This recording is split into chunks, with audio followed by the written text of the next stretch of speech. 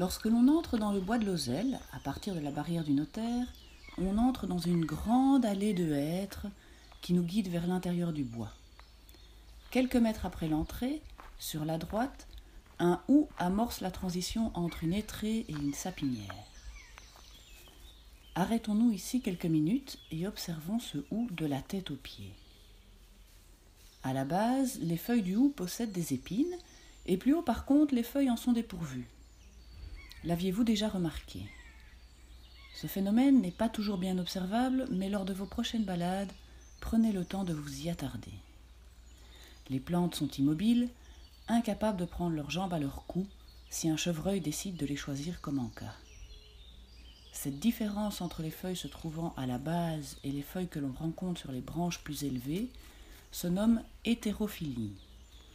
Des travaux suggèrent que l'hétérophylie pourrait constituer une adaptation au broutage. Les feuilles les plus hautes, et donc les plus anciennes, se trouvent à l'abri des herbivores et sont dépourvues d'épines. Par contre, les nouvelles feuilles, plus basses, issues de rameaux broutés, seront petites et épineuses. De multiples adaptations aux agressions des plantes sont aujourd'hui bien connues, et j'aimerais vous en partager une autre très répandue, bien que controversée. Il s'agit de l'exemple de l'acacia et des koudous, antilopes d'Afrique du Sud. Cette histoire débute dans les années 80 avec des milliers de cadavres de koudous morts dans des ranchs et des réserves privées. Il n'y a aucun signe de maladie ni d'agression. Les koudous semblent morts de faim alors que la végétation ne manque pas et que leur estomac est rempli de feuilles d'acacia. De là démarre une véritable enquête scientifique qui alimente encore aujourd'hui beaucoup d'histoires de vulgarisation sur la communication des plantes. Selon les récits véhiculés, l'acacia réagit à l'herbivorie d'une part en synthétisant des tanins qui inhibent la digestion des koudous et d'autre part en prévenant les acacias voisins par l'émission d'éthylène dans l'air. Cet éthylène est alors intercepté par les arbres voisins qui se mettent à leur tour à synthétiser des tanins pour se protéger.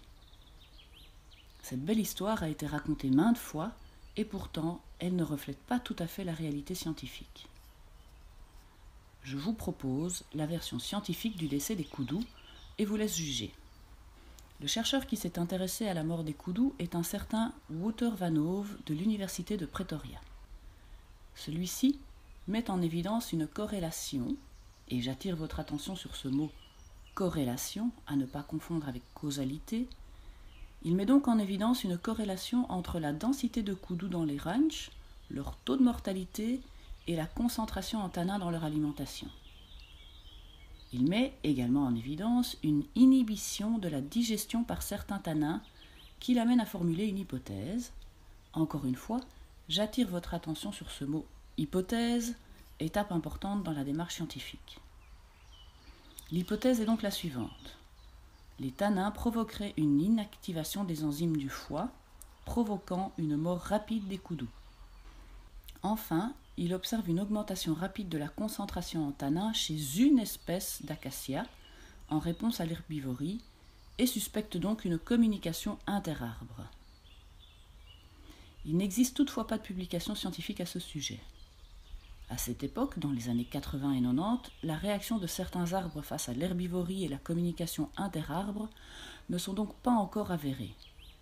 L'hypothèse est toutefois posée, et si ces travaux n'ont pas trouvé beaucoup d'écho dans la presse de l'époque, ils ont par contre stimulé bon nombre de chercheurs et vulgarisateurs à travailler sur le sujet. Au cours du temps et des récits, l'histoire du koudou et de l'acacia a donc été déformée. Pourtant, elle illustre bien tout un champ de recherche qui analyse les composés organiques volatiles émis par les plantes.